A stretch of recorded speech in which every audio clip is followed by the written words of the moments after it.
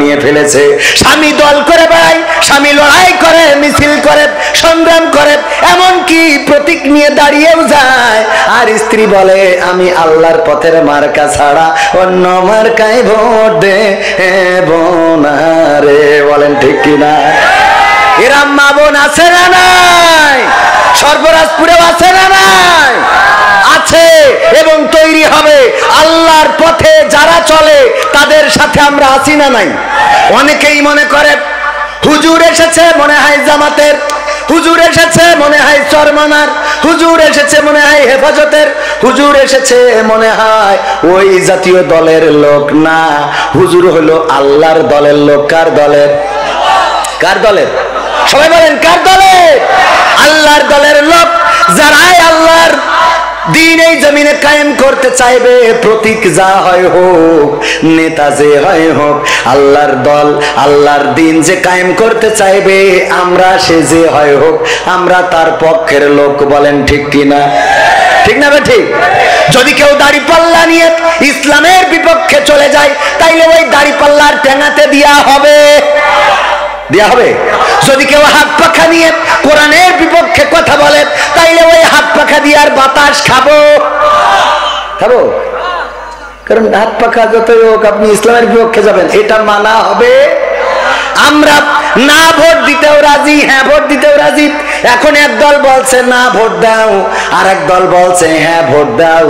আমাদের কথা হলো ইসলাম যারা কায়েম করতে চাইবে তাদের পক্ষে হ্যাঁ, ঠিক না? ঠিক। দাড়ি টুপির পক্ষে যারা যাবে তাদের পক্ষে হ্যাঁ। এই জমিনে দুর্নীতি যারা মুক্ত করতে চাইবে তাদের পক্ষে, সবাই বলেন তাদের পক্ষে। এই জমিনে যারা সন্ত্রাসী বন্ধ করতে চাইবে তাদের পক্ষে, এই জমিনে যারা খুন খারাপি বন্ধ করতে চাইবে তাদের পক্ষে, এই জমিনে যারা ধর্ষণ জেনা ব্যভিচার বন্ধ করতে চাইবে তাদের পক্ষে। কিন্তু এই জমিনে যারা অন্যায়, চাঁদাবাজি, লুটতরাজ, লুণ্ঠন, স্বৈরাচারী, দুঃশাসন, এই জাতীয় কাজগুলো যারা করতে চাইবে তাদের পক্ষে। বলেন, তার মানে আমরা হ্যাঁরও পক্ষে নারও পক্ষে। এর পক্ষে? হ্যাঁরও পক্ষে নারও পক্ষে। হ্যাঁর পক্ষে কি কোন দিক থেকে? যেই দিক থেকে আমরা দেখব যে আল্লাহর সাথে সম্পৃক্ততা আছে, আল্লাহর হুকুমের বাইরে না, সেটা আমাদের জন্য হ্যাঁ।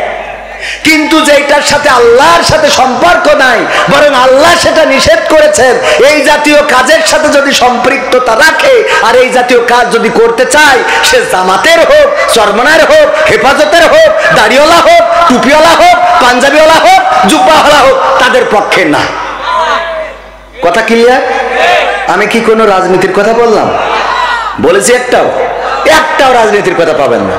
ওয়াজ করবো 12টা পর্যন্ত, রাজনীতির কথা যদি বলি বলবেন যে হুজুর নেমে যান। রাজনীতির কথা কেন বলবো? কোরআন এসেছে এই সমাজে শান্তি প্রতিষ্ঠার জন্য। ইসলাম মানে কি? তো শান্তি প্রতিষ্ঠা করার জন্য যে কথা বলতে হবে সেটা তো বলাই লাগবে। এটাকে রাজনীতি বলার কোনো সুযোগ নেই, এটাই আল্লাহর নীতি। কার নীতি? বলেন কার নীতি? কোরআনের সাথে যারা করবে দ্বন্দ্ব, তাদের সাথে কবু হবে না আপোষ। কোরআনের সাথে যারা করবে দ্বন্দ্ব, তাদের সাথে কবু হবে না আপোষ। জেল জুলুম হলেও হবে, জেল জুলুম হলেও হবে, বিবেকের কাছে তবু রব নির্দোষ। আমার রবের কাছে রব নির্দোষ, মহান প্রভুর কাছে রব নির্দোষ। কোরআনের সাথে যারা করবে দ্বন্দ্ব, তাদের সাথে কবু হবে না। কোরআনের কথা যারা বলে যায় আজ, তাদের দমাতে কত ফন্দি। কাউকে ধরে নিয়ে দিয়েছে ফাঁসি, কাউকে রেখেছিল বন্দি। কোরআনের কথা যারা বলে যায় আজ, তাদের দমাতে কত ফন্দি। কাউকে ধরে নিয়ে দিয়েছে ফাঁসি, কাউকে রেখেছিল বন্দি। হক কথা বললেই জ্বলে যায় গাপ, কোরআনের কথা সইতে পারে না। হক কথা বললেই জ্বলে যায় গাপ, কোরআনের কথা সইতে পারে না। জানি না তাদের আমাদের পরে কেন এত আক্রোশ। আক্রোশ আছে না নাই? জেল জুলুম হলেও হবে, জেল জুলুম হলেও হবে, বিবেকের কাছে তবু রব নির্দোষ। আমার রবের কাছে রব নির্দোষ, মহান প্রভুর কাছে রব নির্দোষ। কোরআনের সাথে যারা করবে দ্বন্দ্ব, তাদের সাথে কবু হবে না। কোরআনের কথায় আজ বলতে গেলে আসছে বাধা কত ভাবে, কোরআন প্রেমিকেরা হাতে রেখে হাত সামনে এগিয়ে যাবে। যাবে না, যাবে না। এখন ইসলামপন্থীরা এক হচ্ছে, বলেন ঠিক কিনা? চরমনায় হেফাজত, আলিয়া, কওমিয়া, জামাত এই জাতীয় পার্থক্য ছিল, কিন্তু এখন ওলামায়ে কেরাম এক প্ল্যাটফর্মে আসছেন, বলেন ঠিক কিনা?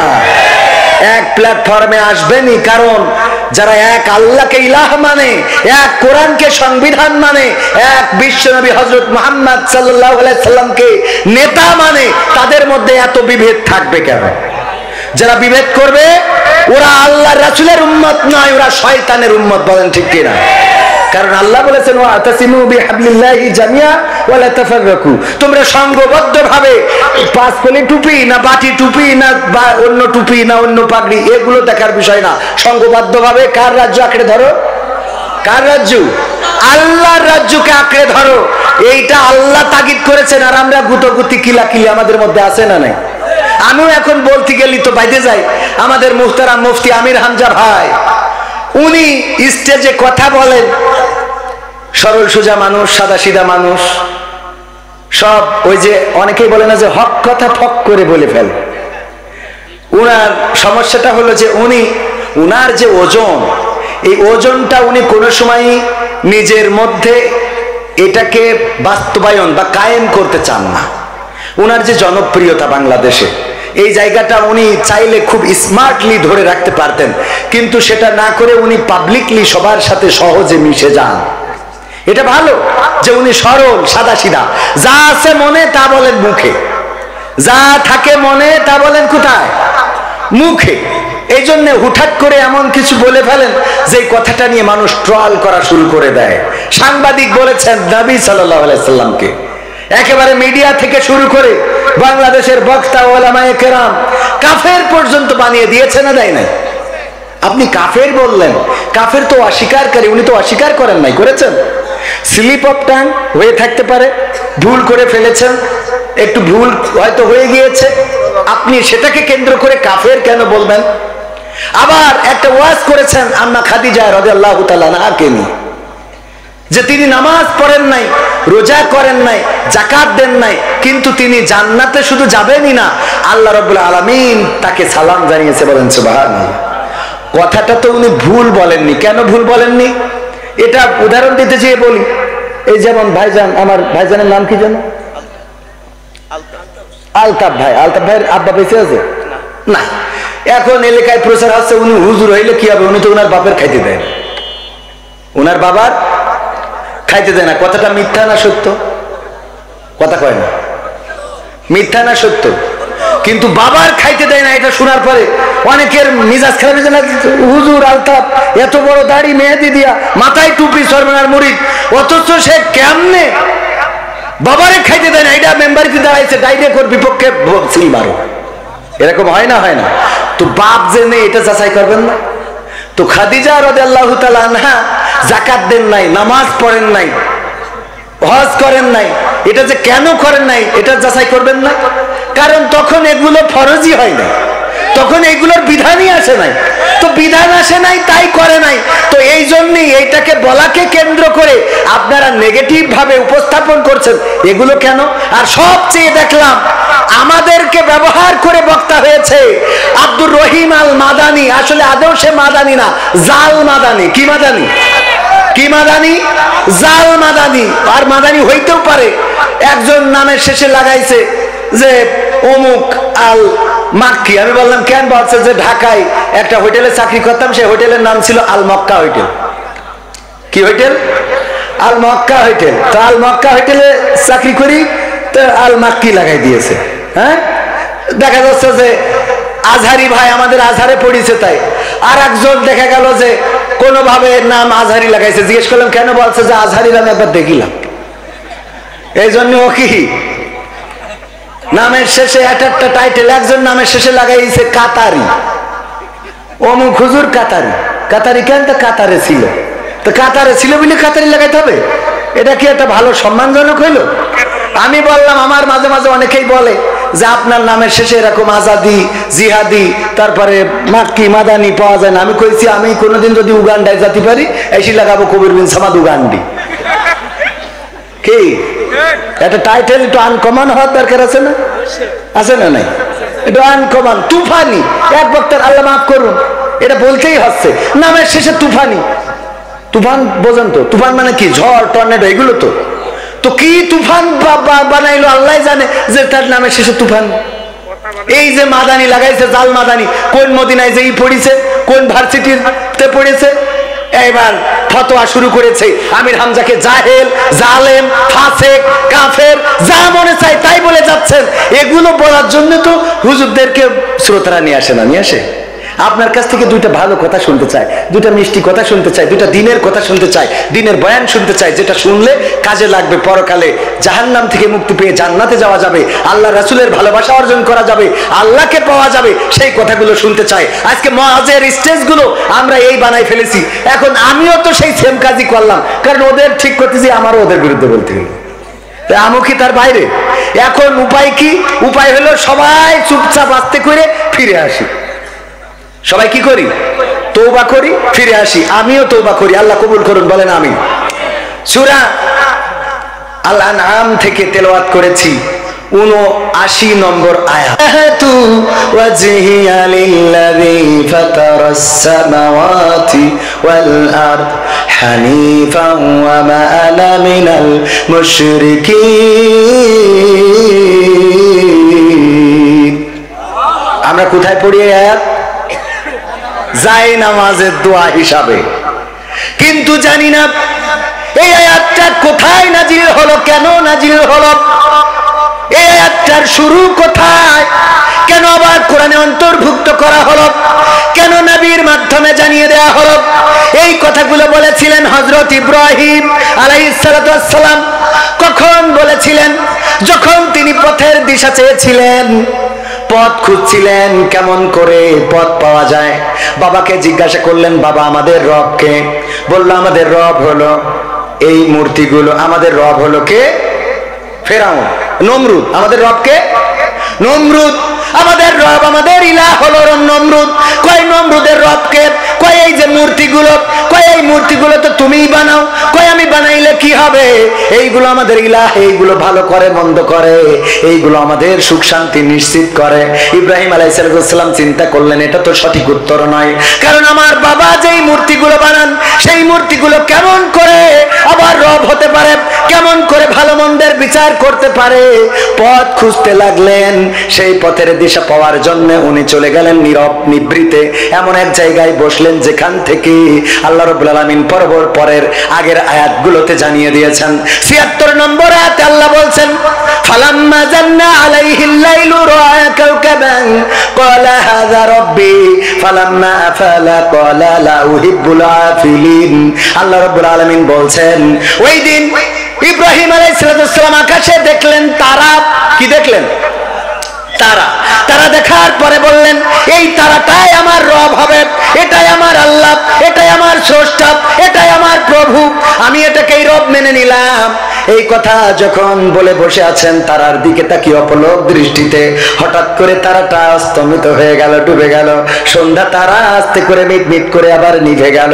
বলল যেটা নিভে যায়, যেটা অস্তমিত হয়ে যায়, সেটাকে আমি তার প্রতি কখনো আসক্ত হতে পারি না, সেটাকে রব বলে মেনে নিতে পারি না। বসে আছেন চলে হাত দিয়ে চুপচাপ। কিছুক্ষণ পরে দেখলেন যে টকবক করে একটা চন্দ্র পশ্চিম আকাশে উঠা শুরু হয়েছে। ওই চন্দ্রের তারার থেকে চন্দ্রের আকারটা ছিল বড়, আলোটা ছিল বেশি। ফালাম্মা জান্না আলাইহিল লাইলু ফালাম্মা জান্না আলাইহিল লাইলু রাআ কাওকাব ফালাম্মা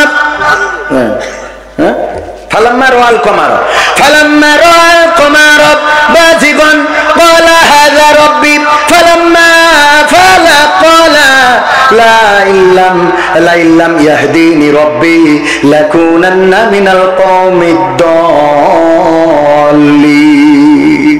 পরের আয়াতে আল্লাহ ইব্রাহিম আলাইহিস সালামের পরের কথাগুলো আবার জানিয়ে দিলেন। ইব্রাহিম আলাইহিস সালাম বললেন যে আমি ওই যে আকাশের চাঁদটা দেখলাম, এই চাঁদটা আমার স্রষ্টা হবে, এই চাঁদটা আমার রব হবে। আমার বাবার কাছে জিজ্ঞাসা করে আমি সঠিক উত্তর পাই নাই, আমার মায়ের কাছে জিজ্ঞাসা করে আমি সঠিক উত্তর পাই নাই। ওই যে আকাশের চাঁদটা এত সুন্দর আলো দেয়, এই চাঁদটাই হয় তোমার স্রষ্টা, এটাই আমার রব। এই কথা বললেন, আস্তে করে সেই চাঁদটা অস্তমিত হয়ে গেল, চাঁদটা মিলান হয়ে গেল। বলল, ওগো রব, তুমি যদি আমার পথ না দেখাও তাইলে আমি জালিমদের অন্তর্ভুক্ত হয়ে যাব। পরের বার আবার কি বললেন, কি দেখলেন, আল্লাহ সেটাও রেকর্ড করে দিয়েছেন।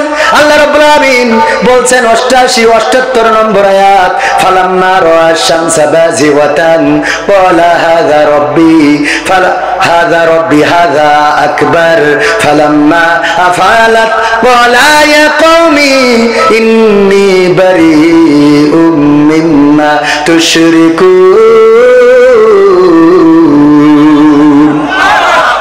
আল্লাহ সেটাও রেকর্ড করে দিলেন। আল্লাহ বলছেন, এবার ইব্রাহিম পূর্ব দিগন্তে সূর্য উদয় হতে দেখল, ফালাম্মা রাআ শামসা, সূর্য উদয় হতে দেখল, দেখার পরে বলল, এটাই আমার রব, হাযা আকবার, এটা ওদের থেকে বড়। তারার থেকে চাঁদ বড় ছিল আর চাঁদের থেকে সূর্যটা বড়। কিন্তু যখন সেই সূর্যটা আবার নিজের প্রখরতা হারিয়ে পশ্চিম আকাশে ঢলে পড়লো, অস্তমিত হয়ে গেল, তখন বলল, গো আমার কম শুনে নাও, আমি পথের দিশা পেয়ে গেছি, আমি পথের দিশা পাইছি, আমি রাস্তা পাইছি। এবার বলল, ইন্নী ওয়াজ্জাহতু ওয়াজহিয়া লিল্লাযী ফাতারাস সামাওয়াতি ওয়াল আরদ হানিফাও ওয়া মা আনা মিনাল মুশরিকিন। এবার বললেন, ওগো জাতি, ওগো আমার জাতির লোকেরা, ওগো আমার কওমের লোকেরা, তোমরা শুনে নাও, এতদিন ধরে মনে করেছিলাম এইটা ছাড়া উপায় নাই, এতদিন ধরে মনে করেছিলাম এইটা ছাড়া উপায় নাই, এতদিন ধরে মনে করেছিলাম এইটা ছাড়া উপায় নাই। কি কি বলেছি বুঝে নেন, এত বুঝাতে যাব না, কিন্তু এখন বুঝলাম রে, এইটা ছাড়া উপায় নাই। ভাইরা আমার, সব বোঝা হয়ে গেছে রে। আকাশে তারা দেখলাম, চন্দ্র দেখলাম, তারকারাজি দেখলাম, চন্দ্র দেখলাম, সূর্য দেখলাম, এইগুলো সব অস্তমিত হতে দেখলাম।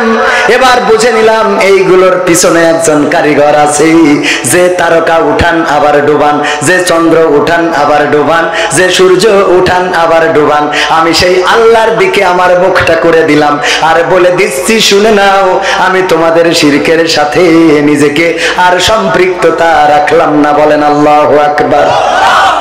আমরা যাই নামাজের দোয়া বানাইছি, অসুবিধা নাই, পড়েন, কিন্তু এই আয়াতটা কেন আসলো?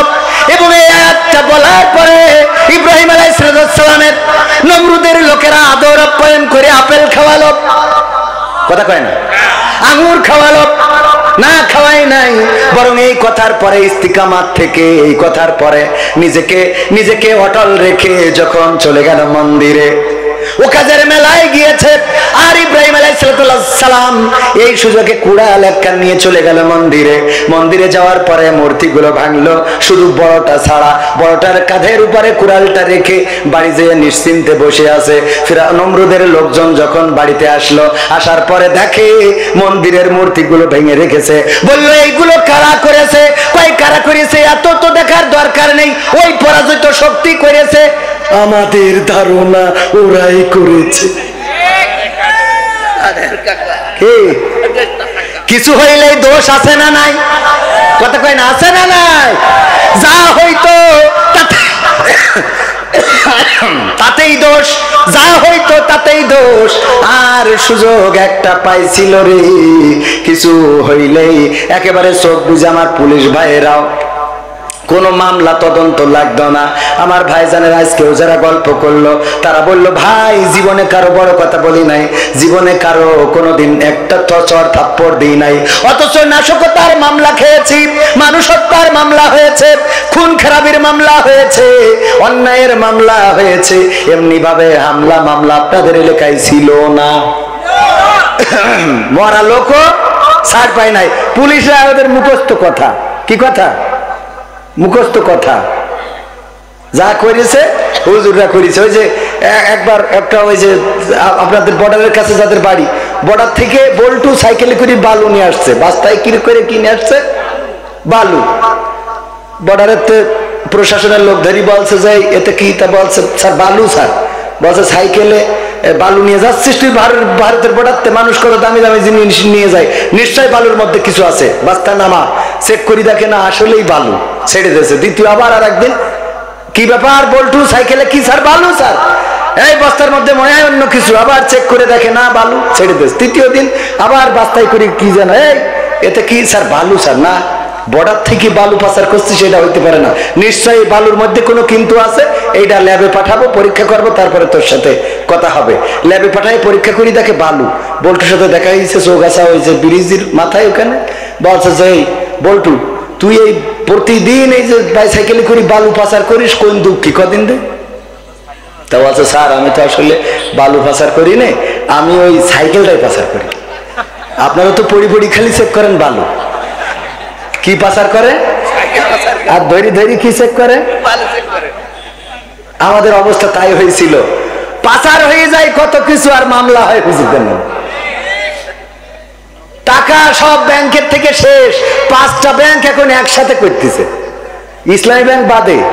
ইসলামী ব্যাংক মানে বাংলাদেশ ইসলামী ব্যাংক যেটা, এইটা বাদে বাকি অন্যান্য যে ইসলামী ব্যাংক আছে, সোশ্যাল ইসলামী ব্যাংক, আল আরাফা ইসলামী ব্যাংক, ফার্স্ট সিকিউরিটি ইসলামী ব্যাংক, তারপরে আরো কি কি ইসলামী, 5টা একসাথে। অনেকে আবার ওইটার সাথে আমাদের ইসলামী ব্যাংক লাগাই ফেলতেছে, এইটা না, এটা এখন পর্যন্ত ঠিক আছে, কারণ এইটার কর্মীগুলো এখনো ন্যায় সৎ এবং সততা দিয়ে কাজ করে যাচ্ছে, বলেন ঠিক কিনা? তো যাই হোক, সব খালি করে ফেলেছে, ও ছাড়েরা খুঁজে পায় না, খালি খুঁজে পায় দাড়িওয়ালা টুপিওয়ালা পাঞ্জাবিওয়ালা, কিছু হইলেই মামলা এদের নামে, আছে না নেই? বালু পাচার করে না সাইকেল পাচার করে, এটা বুঝার ক্ষমতা নেই। ওগো আমার ভাইয়েরা, এখনো প্রশাসনের অবস্থা খারাপ না ভালো? এখনো খারাপ, এখনো আছে না নাই? ওই সময় বলতো হুজুর কথা বলেন ঠিক আছে কিন্তু রাজনীতি করেন না, আর এই সময় এসে বলে হুজুর আমি শিবিরের সাথী ছিলাম। এই সত্য বলছি না মিথ্যা বলছি? সব আল্লাহর ওলি ছিল।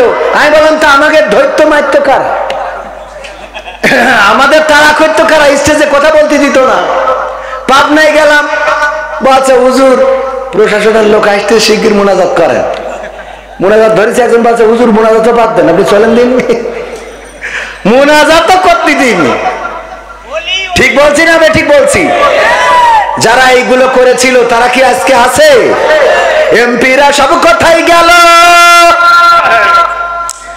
মন্ত্রীরা সব কোথায় গেল, কোথায় কাদের কাকা? তাদের সারা দেশটা এখন লাগে ফাঁকা ফাঁকা, ঠিক না ঠিক? পালাবে না পালাবে না, যাই না তবু দেখা, পালাবে না পালাবে না, যাই না তবু দেখা, তাদের সারা দেশটা এখন লাগে ফাঁকা ফাঁকা। এটা গাইতে চাইলাম না, কিন্তু 2টা চিরকুট আইছে। আমি এখন চিন্তা করি যে আমরা এসব গান আর না গাই, আলোচনা করি যে কাজে লাগবে, কিন্তু 2টা চিরকুট এটা না গাইলে ওরা আবার এই কমিটিও একটা দিয়েছে, শ্রোতারাও একটা দিয়েছে। গাবো? হ্যাঁ শুনবেন? আর একটু সময় কি থাকা যাবে? মা বোনদের জন্য কিছু ওয়াজ করার দরকার আছে না নাই? কারণ মা বোনেরা আপনাদের থেকে কম না বেশি এসেছে? বেশি। সুতরাং মা বোনদেরও ওয়াজের দরকার, কারণ মা বোনেরা এখন ফিতনার সবচেয়ে বড় কারণ। স্বামী বিদেশ থেকে টাকা পাঠায়, চৌগাছাতে তুলে নিয়ে মহেশপুরীর রোডে বিভিন্ন ক্যাফে আছে না নাই? আল্লাহর ওলিরা এনে যায় না যায় না? কথা কয় না? যায় না যায় না? আর মার্কেট গুলোতে তো পুরুষদের কোনো চারাই নেই, সব মা বোনেরা। আর দোকানদাররাও আমাদের অত দাম দেয় না। আমাদের বাজারে আমি যেই দাঁড়াইছি বললাম ভাই এটা আছে, তো বলছে আছে। আমি বললাম দেন। হঠাৎ 2 মহিলা এসেছে, ওনাদের সাথে কথা বলছি, বললাম আমারটা দেন। তো বলছে হুজুর আপনি একটু সরিয়ে দাঁড়ান, গায়ে ঘেঁষা লাগলে তো গুনাহ হবে। আরে বাহ, উনি আমার হাদিস শিখাচ্ছে। গায়ে ঘেঁষা মানে তুমি চলে যাও, আমার 2টো কাস্টমার এসে তোমার আর লাগবে না। সে অবস্থা আমাদের ইয়াহিয়া মুন্সি, উনি মালয়েশিয়ায় থাকতে মুখে তো দাড়ি, ইমাম সাহেব নির্যাতনে পড়ে মালয়েশিয়ায় চলে গেছিল। তো ফের আনলাম মাইক, তো খুবই কালো মানুষ, আল্লাহ মাফ করুক, নাম বলছি শুনে ফেলবে না। আমার মাঝে মাঝে বলেও যে আমার উদাহরণ দাও। তো উনি খুব নির্যাতনে পড়ে মালয়েশিয়ায় গেছিল, তো ফেয়ার অ্যান্ড লাভলি কিনতে গেছে, তো দোকানে থাকে মেয়ে, তো বলতেছে যে হুজুর ফেয়ার অ্যান্ড লাভলি তুমি কোথায় লাগাবা? তো বলতেছে যে মুখেই লাগাবো। তো বলছে যে কে জন্য মুখী? তো সে জায়গা কই, সব তো মুখী দাড়ি দিয়ে ভরা। কি দিয়ে ভরা? দাড়ি দিয়ে ভরা। ইউমিয়া মুখা জাঙ্গুট বাইয়া মানা মাও এনে পাকায়। এ তোর মুখী তো দাড়ি দিয়ে ভরা, কোন জায়গায় লাগাবি? তো আমাদের অবস্থা তাই, হুজুর মানুষ দোকানে দাঁড়াইলে যদি মেয়ে মানুষ ঢোকে তাইলে আর হুজুরের পাত্তা নাই। ওরা প্রশ্ন করা শুরু করে দেয়, আপনি ফেয়ার অ্যান্ড লাভলি মেকি কত আর পরিষ্কার হবেন? আমি কই মেকি যেহেতু পরিষ্কার হয়নি, খাইয়ে দেখ পানে, তাও তুমি দাও। কিন্তু ওর তো কাস্টমার মেয়ে মানুষ, কারণ ওদের যদি বুঝাইতে পারে ৩,৩০০ টাকার জিনিস যদি কোনোভাবে বুঝাইতে পারে, ওইটা ১৩০০ টাকায় বেশি দেবে। আর উনি কিনে এনে রে বাবা খুব গর্ব করে, কিনে এনেছি দেখে দিন। আরে বাবা, স্বামীর কয় তুমি তো কোনোদিন পারলে না। স্বামী পারবে কি? ওইভাবে তো ঠকাতে পারে না কোনদিন, কথা কয় না, তুমি তো কোনোদিন পারলে না। আরে বাবা, মানে কত পারান্দার। ও আমার ভাইরা, এই জন্য মা বোনদের জন্যও কিছু কথা বলার দরকার আছে না নাই? নারীরা জাহান্নামে যাবে কারণ হলো দুইটা। কয়টা? বড় কারণ দুইটা। বিশ্ব নবী সাল্লাল্লাহু আলাইহি সাল্লাম বললেন, ওগো নারীরা শুনে নাও, দুইটা কারণে নারীরা বেশি জাহান্নামী হবে। আমি মেরাজে যেয়ে দেখেছি অধিকাংশ নারীরা জাহান্নামী। সাহাবীরা জিজ্ঞাসা করলো কোন কারণে? বলল দুইটা কারণ, মেজর কারণ, বড় কারণ, দুইটা কারণ। তার মধ্যে ১ নম্বর কারণ হলো অধিকাংশ নারীরা তাদের স্বামীর নাশুকরি করে, তাদের স্বামীর প্রতি কৃতজ্ঞ না, স্বামীর প্রতি নাশুকরি করে। স্বামী যেটা কিনে আনে পছন্দ হয় না, স্বামী যেটা করে ভালো লাগে না, স্বামীর করা ঘরের ডিজাইন ভালো না, স্বামীর করা রং কালার ভালো না, স্বামীর কেনা কাপড় রং থাকে না, স্বামীর কেনা তরকারি পোকা হয়েছে, স্বামীর কিনা মাছ কাটা বেশি, স্বামীর কিনা কচু গাল চুলকায়, স্বামীর কিনা ওল সেদ্ধ হয় না, স্বামীর কিনা মরিচ ঝাল নেই। কথা কয় না? ও মরিচ কি বানাবে? কয় মরিচ কুটে দিছি 20টাই, তাও টক হয়নি। তুমি কি মরিচ কিনেছ? আমার আছে না নাই? আর ও যেটা কেনে ওইটার উপরে আর একটা নাই রে। ওর ভাই হলো পৃথিবীর সর্বশ্রেষ্ঠ ভাই, ওর বোন হলো পৃথিবীর সর্বশ্রেষ্ঠ বোন, ওর মা হলো পৃথিবীর সর্বশ্রেষ্ঠ মা, ওর বাবা হলো পৃথিবীর সর্বশ্রেষ্ঠ পিতা। আর ওর কাছে ওর শাশুড়ি হলো ওর ফিরাউনির মার্কা লোক, ওর শাশুড়ি হলো হিন্দা, আর শ্বশুর হলো আবু জেহেল। কথা কয় না? ওর কাছে ওর মা বাপ সব আল্লাহর ওলি, আর শ্বশুর বাড়ির যত আত্মীয় আছে সব বিষ। কি কথা কয় না? আপনাদের দেখি তো নাই আছে? শ্বশুর বাড়ি থেকে যদি কিছু আনে, ওরে বাবা সেইটার দাম বেশি। যদি একই কোম্পানির ফ্রিজ হয়, বাবার বাড়ি যেটা ছিল ও একই দামে কিনেছে, কিন্তু শ্বশুর বাড়িটা ভালো, ওইটার ওয়ারেন্টি আর এটার গ্যারান্টি, তাও ওইটা ভালো, ও গ্যারান্টিটা ভালো। কারণ কি? বাবার বাড়িতে বাবার বাড়িতে আনলে খুব দাম। এরা মা বোন আছে না নাই? গাই গরু যদি বাপের বাড়ির থেকে একটা আনে, ওই গাই গরু আমার আলতাফ ভাই বুড়ো হয়ে মরে যাবে, তাও গরু মারবে না। বলেন মরে? আলতাফ ভাই কষ্ট করে বাড়ি একটা চৌগাছা একটা জমি কিনেছে, জমি কেনার পরে বলছে আজকে রেজিস্ট্রির দিন, চলো রেজিস্ট্রি করে চৌগাছা হোটেল থেকে খেয়ে আসবো। যাওয়ার সময় বলছে আমি আব্বাকে বাড়িতে গাই গরু ডাইনে দিলাম বলে এত দূর হইয়েছে, আব্বাদের বাড়িতে গাই গরুটা নিলাম বলে এত দূর হলো। এরপরে বলছে ঠিক আছে অসুবিধা নাই, ওখানে 5 তলা ফাউন্ডেশনে একটা বিল্ডিং করেছে, উদ্বোধনের দিন বলছে বেগম সাহেব চলো আজকে আমরা বিল্ডিংটা ফিতে কেটে উদ্বোধন করব, তুমি তো আমার অর্ধাঙ্গী, তোমারে না নিয়ে যাব না। স্ত্রী যাওয়ার সময় ফিতে কাটার আগে গুতো মেরে বলছে আব্বাকে বাড়িতে গাই গরুটা আনিলাম বলে এত বড় বিল্ডিং হইল। এরপরে একটা গাড়ি কিনেছে 4 চাকার, কিনে বলছে বেগম চলো আজকে এই 4 চাকার গাড়িতে তোমার নিয়ে বিনোদিয়া পার্কে যাব। ওই যে বিনোদিয়া না কি পার্ক বানাইছে যশোরে, ওখানে তোমার একটু ঘোরাবো। গাড়ির দরজা খুলে ওই পাশে আমার আলতাফ ভাই বসা, দরজা খুলে সিটি বসার আগে বলছে আব্বাকে বাড়িতে গাই গরুটা আনিলাম বুঝলে, আব্বাদের বাড়িতে গাই গরুটা আনিলাম বলে এত দূর। আমার বিশ্বাস যদি আলতাফ ভাই জান্নাতে যায় আর যদি বেগম সাহেব জান্নাত পায়, ওই দরজায় যেয়ে গুতো মেরে কবে আব্বাকে বাড়িতে গাই গরুটা আনিলাম বুঝলে,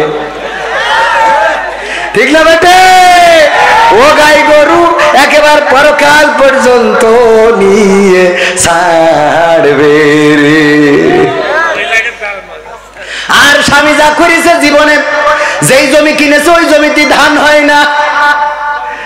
স্বামী যা করলো, আমাদের এক হুজুর বলছে আমার স্ত্রীর এত কিছু এনে দিই কোনোদিন খুশি হয় না। আমি একদিন বুদ্ধি করে আমার স্ত্রী খালি কয় দেখো অমুকের শাড়িটা কত সুন্দর, অমুকের 3 পিস কত সুন্দর, অমুকদের বাড়িটা কত সুন্দর, অমুকদের গাড়িটা কত সুন্দর। আমি একদিন বুদ্ধি করে চৌগাছাতে একটা দামি শাড়ি কিনলাম, কিনে নিয়ে যেয়ে টেবিলের পরে রাখিছি। তারপরে রেখে স্ত্রীর বললাম স্ত্রী তাড়াতাড়ি খাবার দাও, ক্ষুধা লেগেছে, রাতের ডিনারটা সেরে ফেলি।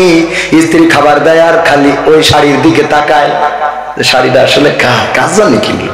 ওর কি আর একটা কোনো সতীন মতিন আছে নাকি? ওটা তো সন্দেহ থাকে না, থাকে না? এক ফাঁকে জিজ্ঞাসা করলো শাড়িটা কার? আলতাফ ভাই বলছে শাড়িটা হলো কবির বিন সামাদ তার বউয়ের জন্য কিনেছে। আমার বললো হজ করতে যাচ্ছি, ফিরতে 2 দিন লাগবে, শাড়িটা বাড়ি পৌঁছে দিও। কয় দেখো শাড়িটা কত সুন্দর, কালারটা কত সুন্দর, রংটা কত সুন্দর, আর তুমি যা কেন তা পরো যা। আমার আব্বা যা কি দেখে নিয়ে দিল, আমার সারা জীবনটা জ্বলতে জ্বলতে গেল, ও সারা জীবন জ্বলতে জ্বলতে গেল। আমার আব্বা এমন একজন দেখে বিয়ে দিয়েছে যার চোখ না যেন 2টা মারবেন, চোখে কিছু দেখে না। কি শাড়ি তুমি কেন? বলছে স্ত্রী যদি তোমার পছন্দ হয় তুমি এটা নাও। বলছে নীলি কবির বিন সামাদ রাগ করবে না? সে তো আমাদের বক্তা, আমরা টাকা না দিলেও কি করবে? এই জন্য সমস্যা নাই, তুমি এটা নিতে পারো, নাও। স্ত্রী নিয়ে খুব খুশি।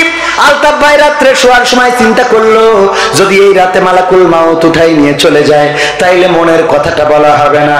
স্ত্রীরে বলতেছে স্ত্রী বেগম সাহেবা শাড়িটা কি তোমার পছন্দ হয়েছে নাকি? হ্যাঁ খুব পছন্দ হয়েছে, কালার ভালো, রং ভালো, সুতো ভালো, সব ভালো লেগেছে। সত্যি কি পছন্দ হয়েছে? হ্যাঁ সত্যি পছন্দ হয়েছে।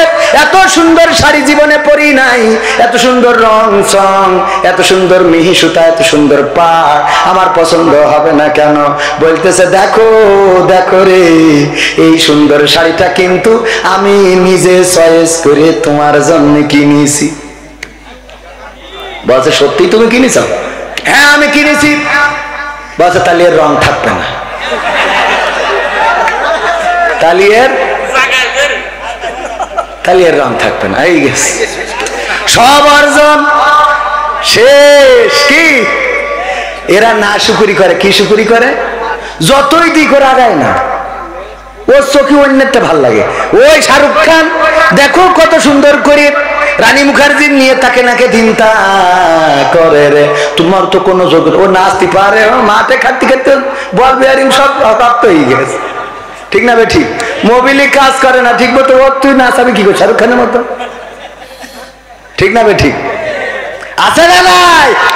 ভাইয়েরা আমার, এই নাশুকুরি করা নারীরা যাবে কোথায়? অথচ এই স্বামী কত কষ্ট করে দেখেন। কোন স্বামী নিজে ছেঁড়া কাপড় পরে কিন্তু স্ত্রীকে ছেঁড়া কাপড় পরাতে চায়, নিজে ছেঁড়া জুতা পরে কিন্তু স্ত্রীকে নতুন জুতা কিনে দিতে চায়, নিজে ছেঁড়া জামাটা পরে কিন্তু স্ত্রীকে দামি জামাটা কিনে দিতে চায়। কোন স্বামী চাই না তার স্ত্রী খারাপ জামা জুতা পরুক, কোন স্বামী চায় না তার স্ত্রী অপমানিত হোক, কোন স্বামী চায় না তার স্ত্রী কোন গালমন্দ শুনুক।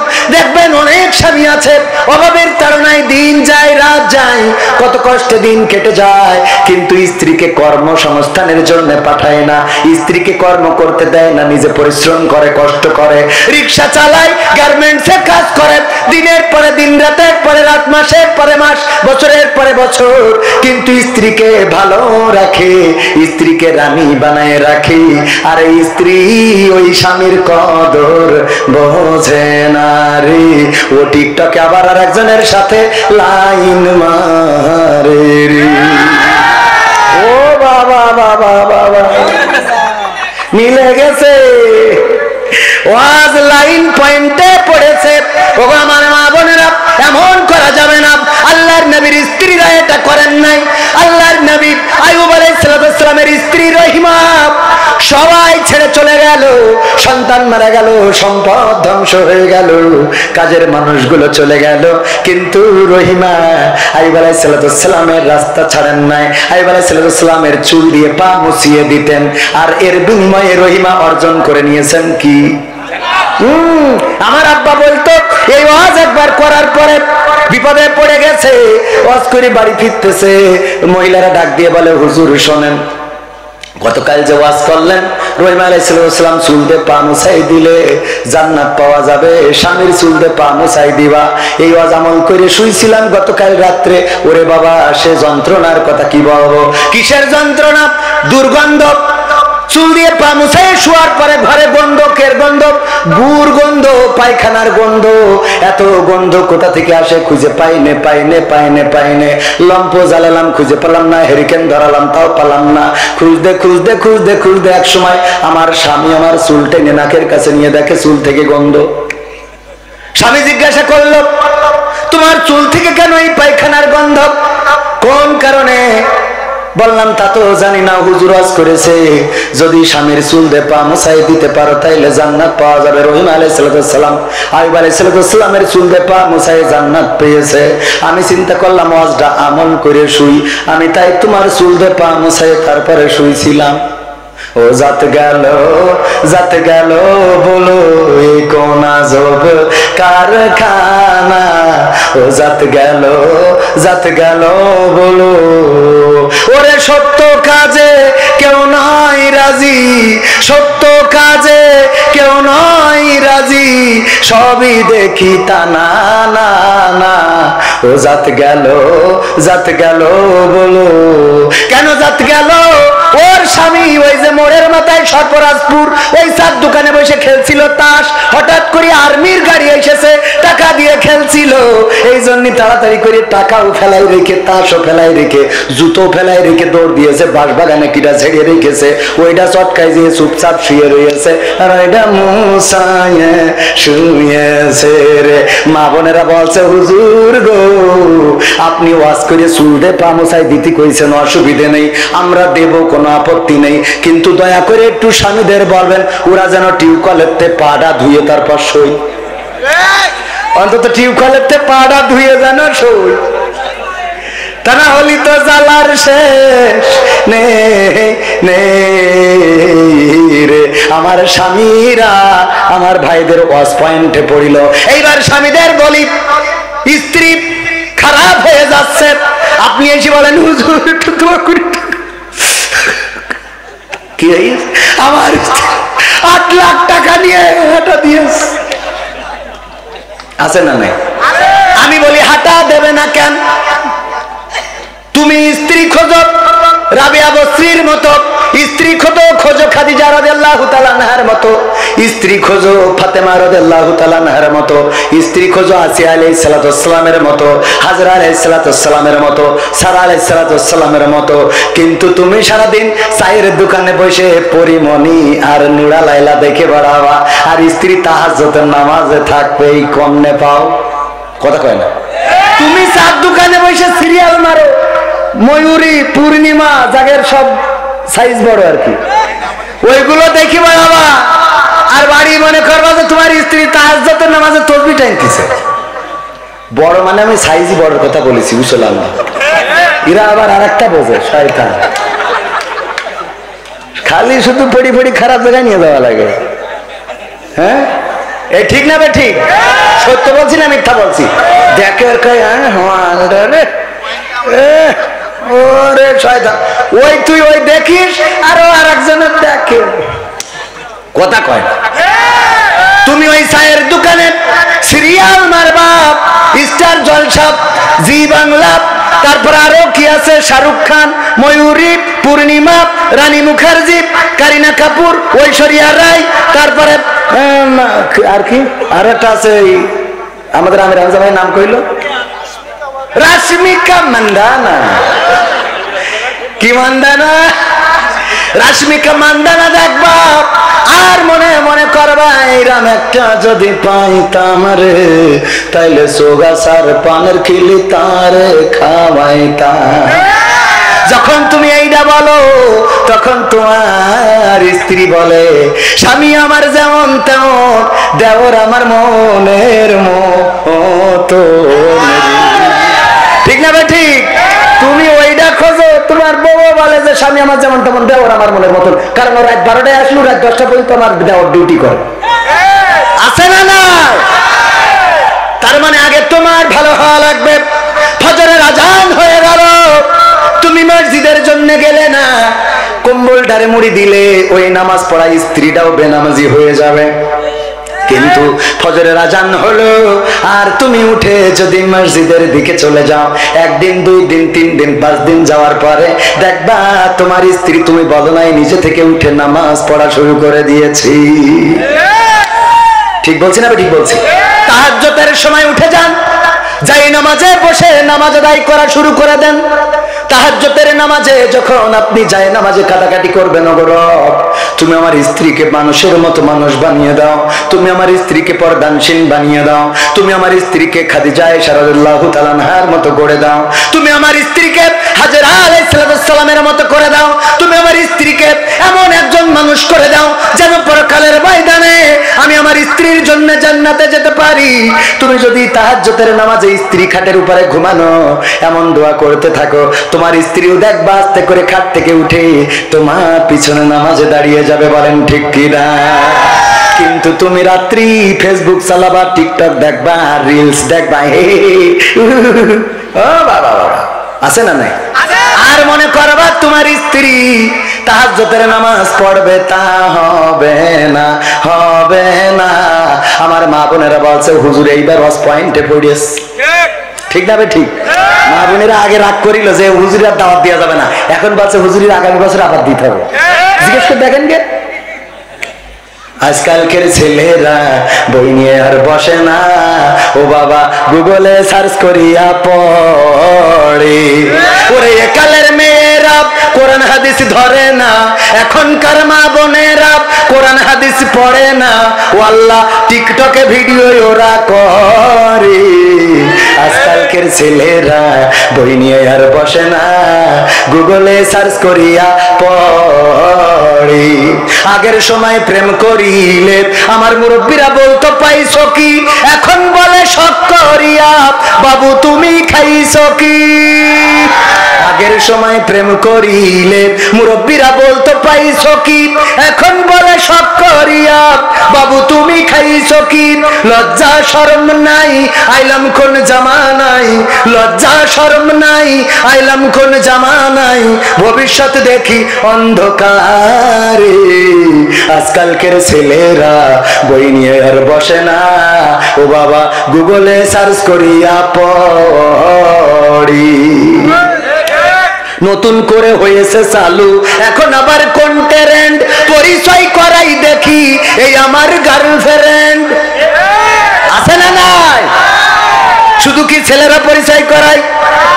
নতুন করে হয়েছে চালু এখন আবার কোন ট্রেন্ড, পরিচয় করাই দেখি এই আমার বয়ফ্রেন্ড। মানে মেয়েরাও পরিচয় করায় না, করায় না। হঠাৎ একটা ছেলে নিয়ে বাড়ি, মা জিজ্ঞাসা করে এই ছেলেটা কে?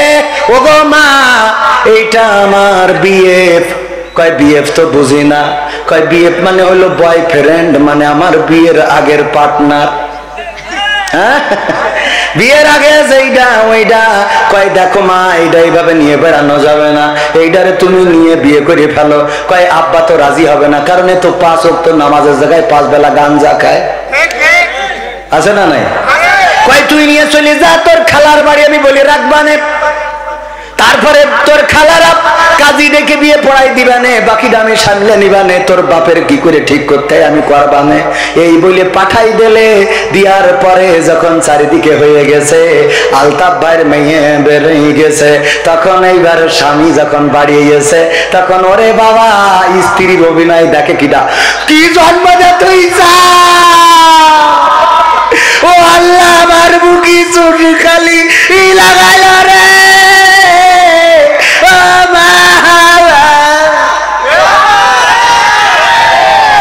আছে না নাই? ওরে বাবা ওর অভিনয়ের কাছে আমার শেখ হাসিনাও ফেল, ঠিক না বেটে? এমন পাকা অভিনেতা কি জন্ম তো তুই চাও, চুল খালি লাগাই যাবো কি জন্ম দিতে তোমার জন্ম দিতে কই না কিনা, ও 10 মিনিটই আর তুই যে 25 বছর ধরে মানুষ করলি ওর দোষ সব, কথা কয় না, ঠিক না বেটে? এই অভিনেতা আছে না নাই? নতুন করে হয়েছে চালু, এখন আবার কন্টেন্ট পরিচয় করাই দেখি, এই আমার বয়ফ্রেন্ড শরমের মাথা খাইয়া গেছে ওরা পাগল হইয়া, ভবিষ্যৎ দেখি অন্ধকারে, আজকালকের ছেলেরা বই নিয়ে আর বসে না, কি করে? মোবাইলে সার্চ করিয়া পড়ে। আমি বলিলাম 12টা পর্যন্ত কথা বলবো, কিন্তু একটু বেশি হয়ে গেছে, আর 5টা মিনিট কি দেয়া যাবে? রাজি আছেন? কারা কারা হাত দেখতে চাই? লিল্লাহি তাকবীর, আল কোরআনের আলো, আল হাদিসের আলো, আমার নেতা তোমার নেতা, নারায়ে তাকবীর। আমার আব্বা মরহুম মাস্টার আব্দুল সামাদ রাহিমাহুল্লাহ আপনাদের এলাকায় আসতেন, অনেকেই চিনেন, যারা কারা চিনেন হাত একটু উঁচু করেন দেখি। ওরে বাবা অনেক বেশি মানুষে চেনেন। আমার আব্বা এই অঞ্চলে ওয়াজ করতেন, আপনাদের জানা আছে। আমার মনে হয় জীবনের শেষ যে রাস্তাটা ছিল সেটাও আপনাদের এই রাস্তাটা, চৌগাছা থেকে যে রাস্তা 12 বাজারে যে উঠেছে, আবার ফিরতেও চেয়েছিল এই রাস্তায়, কিন্তু আল্লাহ রাব্বুল আলামিন 12 বাজারেই ওখানে ডাক দিলেন, আল্লাহর ডাকে সাড়া দিয়ে চলে গিয়েছেন। যেভাবেই হোক রক্তাক্ত দেহখানাটা নিয়ে এসেছিলাম। ওগো আমার ভাইয়েরা, আমার আব্বা এই অঞ্চলে ওয়াজ করেছেন এমন একটা সময়, যেই সময় মোবাইল ছিল না, যেই সময় এত অত্যাধুনিক ব্যবস্থা ছিল না, ক্যামেরা ছিল না, ক্যামেরা থাকলেও এতটা সহজে পাওয়া যেত না। এই জন্য আমাদের কাছে কোনো ভিডিও নাই, আমাদের কাছে তেমন ফিতা ক্যাসেটের কিছু অডিও ছিল, কিন্তু মেমোরি আসার আগে সেইগুলো নষ্ট হয়ে গেছে। ও আমার ভাইজানেরা, বাবার জন্য আপনাদের কাছে একটু দোয়া চাই। আব্বার কথা এই জন্য মনে পড়লো, 2বার এসেছে, এই গ্রামেও 2বার এসেছে, আব্বার কথাই জন্য মনে পড়লো। যেই চৌগাছায় অলিতে গলিতে আমার আব্বা ওয়াজ করে বেরিয়েছেন, কিন্তু দুঃখজনক আল্লাহ রাব্বুল আলামিন এই চৌগাছায় এই সিজনে আমার মাত্র একটা দাওয়াত, আর এর মধ্যে এই সিজনে আর কোনো ফাঁকা নেই। ওই যে একজন দাওয়াত খুঁজলো, কে জানে আপনি, কিন্তু বললাম এই বছর না আগামী বছর, আগামী বছর ছাড়া এই বছর সব শেষ। ও ওয়াজের সিজন শুরু হওয়ার আগে ডায়েরিতে সব ডেট ফিল আপ হয়ে যায়। এমনকি 2026 সালে মানে আগামী সিজনে মাহফিল করবে, 26-এর ওই সিজনে নভেম্বর ডিসেম্বর, সে ডেট গুলো এখন হয়ে যাচ্ছে। কি করবো, বাঁচবো কিনা তাও জানি না। হুজুর না নিয়ে রাখেন, হুজুর পথ খরচটাও পাঠাই দিচ্ছি বিকাশ করে, একটু রাখেন বাবা, আমি যদি মরি যাই এই টাকা আল্লাহর রাস্তায় মাফ করে দেবো। হ্যাঁ তালি দাও, একটু চাল ডাল কিনে খাবা না, কি অসুবিধা, মাফ করে দিলি তোর অসুবিধা নেই। হ্যাঁ মাফ করে দিলি তো অসুবিধা নেই। আমার ভাইয়েরা, সেই চৌগাছায় এই একটাই ওয়াজ, এইটা তো আমার অক্টোবরের ডেট, গতকাল ছিল, আজকে আবার আমার ইউনিয়নে প্রোগ্রাম ছিল, সেটা বন্ধ হওয়ার কারণে আজ আসার তৌফিক আল্লাহ দিয়েছেন। রিজিকের মালিককে গতকালকে লেখে নাই, আসি নাই, আজকে লিখেছে আসছি, খাইছি, আবার পকেটে করে নিয়ে যাবানে ইনশাআল্লাহ। তো এই জন্য শেষ মাহফিল যেহেতু, শুরু এটা শেষ এটা চৌগাছার। এর আগে গতবার একটা করে গেছিলাম চৌগাছায়, গতবার 2টা মনে হয় করিলাম না, গতবারও একটা। ওই যে SM হাবিব, উনি ছিল ওই মাহফিলের অতিথি, উনি হ্যাঁ কোন জায়গায় জানো, উনি এসে বললো যে আমার শ্বশুর বাড়ি যেহেতু জিগর কাছে, সেই সুবাদে শালা, তো আমি ওই শালা সেই যে ওয়াজ করেছিলাম। এই জন্য আর বাধা দিতে পারিল না।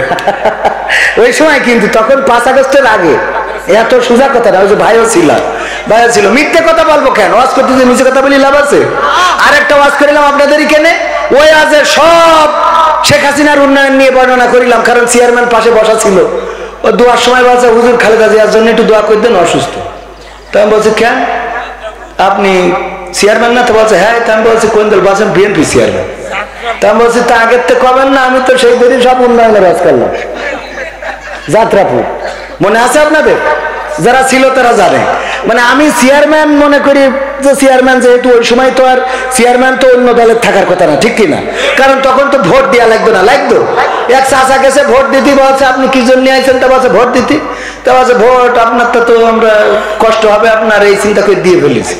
তো এটা কিরাম কথা, আমার ভোট আমি দেবো না? তা বলছে আমাদের একটা দায়িত্ব আছে না। আপনি বাড়িতে বেরোয়েছেন কখন? তা বলছে ফজরের নামাজ পড়ি রওনা দিয়েছিলাম।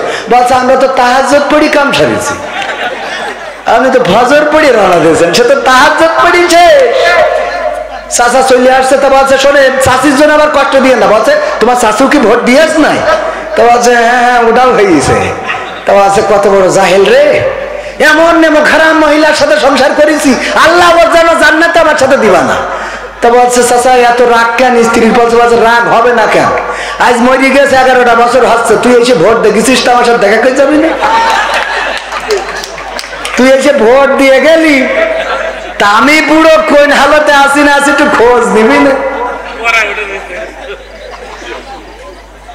এই জন্য আমি মনে করলাম চেয়ারম্যান যেহেতু পাশে বসা, ও তো ওই কবরের ভোট নিয়ে পাশ করিয়েছে, কি ঠিক না বেটি? ও মা মুনাজাতের সময় বলে হুজুর গো খালেদা জিয়া অসুস্থ, একটু দোয়া করে দেন। আমি বললাম কেমনে কি? কয় আমি বিএনপি চেয়ারম্যান। হ্যাঁ হাসান চেয়ারম্যান, আল্লাহ তার নেক হায়াত দান করুন। দেশে বিভিন্ন রকম ঝামেলা, প্রতীক নিয়ে ঝামেলা, ভোট নিয়ে ঝামেলা, গণভোট নিয়ে ঝামেলা, জাতীয় ভোট নিয়ে ঝামেলা, নির্বাচন কমিশন নিয়ে ঝামেলা, উপদেষ্টা নিয়ে ঝামেলা, প্রধান উপদেষ্টা নিয়ে ঝামেলা, তারপরে দল বেদল ঐক্য অনৈক্য সব কিছু নিয়ে এখন ঝামেলা আছে না নাই? বাবা তোমার দরবারে সব পাগলের খেলা, হরেক রকম পাগল দিয়া মিলাইছো মেলা, হরেক রকম পাগল দিয়া মিলাইছো মেলা। বাবা তোমার দরবারে সব পাগলের খেলা, বাবা তোমার দরবারে সব পাগলের খেলা। ইস্যুর পরে ইস্যু আসে, কত ইস্যু আসে পাশে, ইস্যুর পরে ইস্যু আসে, কত ইস্যু আসে পাশে। তদন্ত করিতে গিয়ে ফুরাই যে বেলা, তদন্ত করিতে গিয়ে ফুরাই যে বেলা। বাবা তোমার দরবারে সব পাগলের খেলা, বাবা তোমার দরবারে সব পাগলের খেলা। সালমান শাহ মারা গেছে আজ 30 বছর হচ্ছে। কয় বছর? 30 বছর পরে আবার সেই মামলার তদন্ত আছে। এ বেলা ফুরানো তো ফুরানো, এমন অবস্থা যে কিয়ামত এসে যাবে, তাও মনে হয় তদন্ত শেষ হবে না, ঠিক না ভাই? ঠিক। বাবা তোমার দরবারে সব পাগলের খেলা। টেলিভিশন টকশোর মাঝে কত বিজ্ঞানী টেকো আছে, এখন আবার টকশোয় খুব দাম। আম জনতার পার্টি বলে একজন, তার সাধারণ সম্পাদক, নাম কি? আম জনতার পার্টি, নাম কি ওর? তারে কি নাম? আমি বলি আম জনতার পার্টি না, ও তো আসলে আম বিক্রেতার পার্টি। ও আম বেচে, জানেন কি না? জানেন আপনারা? আম বেচে, আর এখন লেগেছে এমন ভাবে, মানে মনে হচ্ছে যে কি এক, আরে তুই আম বেশি খাইস, ওইটা বেশি খা। মনে হয় বোঝা গেছে ওই যারা দাড়িওয়ালা টুপিওয়ালা ওর থেকে আম কেনে না, এই জন্য মিজাজটা খারাপ হয়েছে বেশি। টেলিভিশন টকশোর মাঝে কত বিজ্ঞানী টেকো আছে, আসলেতে ওরাই হলো শয়তানের চেলা, আসলেতে ওরাই হলো শয়তানের চেলা। বাবা তোমার দরবারে সব পাগলের মেলা, বাবা তোমার দরবারে সব পাগলের খেলা।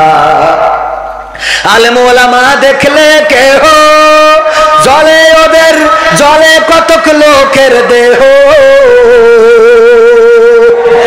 এরম আছে না নাই?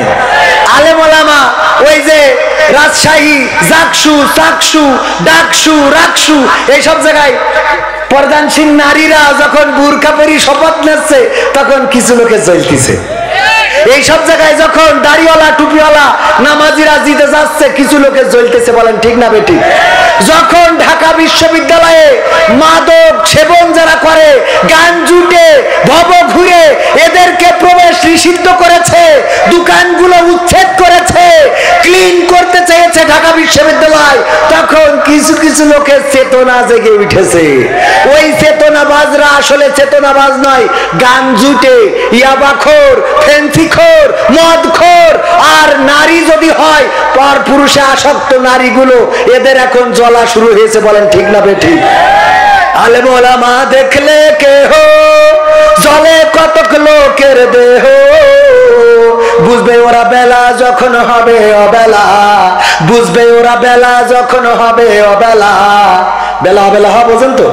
এই গানের মেলা ব্যাখ্যা মানে মরি যাওয়ার পরে লাগে কার কথা কয় না? হুজুর হুজুর জানাজা পড়ে দেখেন, ও তো জানা যায় যে তাকবীর দিতে এটাই তো জানে না। হাত বাঁধে তাও উপরের হাত নিচেই দেয়, হ্যাঁ, আর নিচের হাত উপরে, এরম আছে না নাই? আবার বলে আগামীকাল সকাল 8টার সময় ঈদুল আজহার জানাজার নামাজ হবে। ঈদুল আজহার কেন নামাজ হবে? জানাজার নামাজ হবে, মানে জানেও না যে কেন নামাজ কোন নামাজ। আমার মাঝে মাঝে মনে হয় যে তোরা এই দুনিয়ায় থাকা আমি চলে যাই, এ তোরা দেখে রাখ, আমার এখানে থাকা হবে না, সহ্যের বাইরে চলে যায়। এই আছে না নাই? পুলিশই ধরলো, গ্রেপ্তার করলো না কি করলো, হঠাৎ পেলো পায়ে শিকল বান্দা গাছের সাথে, বেহুশ হয়ে পড়ে আছে, হাসপাতালে ভর্তি। তারপরে কি ইস্কন থেকে সে বিপদে পড়েছে, এইগুলো মিডিয়ায় আসলো। হঠাৎ করে দেখি পরের দিন খবর উল্টে গেল, বছর নিজে নিজেই মনে চাইছে তাই গেছে, মনে চাইছে তাই শিকল কিনেছে, মনে চাইছে তাই পায়ে বেঁধে, মনে চাইছে তাই শুয়েছিল বেহুশ হয়ে, ওর মনে চাইছে তাই বেহুশ হয়ে গেছে। এ সহ্য না করি পারবেন কি করে? এগুলো ঘটছে না ঘটছে না?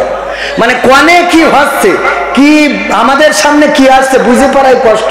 আল্লাহ জানে এই থেকে কবে পরিত্রাণ পাবো। তারপরে দেখি কি বলো। ও আমি বলেছি যে বুঝবে ওরা বেলা যখন হবে বেলা। আজকের একটা বাস্তব ঘটনা বলি, যদিও এই ঘটনাটা তাদের সামনে পড়ে যেতেই পারে। মালয়েশিয়ায় একজন মারা গেল, আমার গ্রামের, নাম বলবো না। মারা যাওয়ার পরে এই লাশটার কাছে যাবে করোনাকালীন সময়, এই লাশটার কাছে অবৈধ মানুষেরা তো যাইতে পারে না, অবৈধ যাদের পারমিট নাই, যারা ওখানে কাজ করতো ম্যাক্সিমামই পারমিট নাই, সব পালাই গেছে।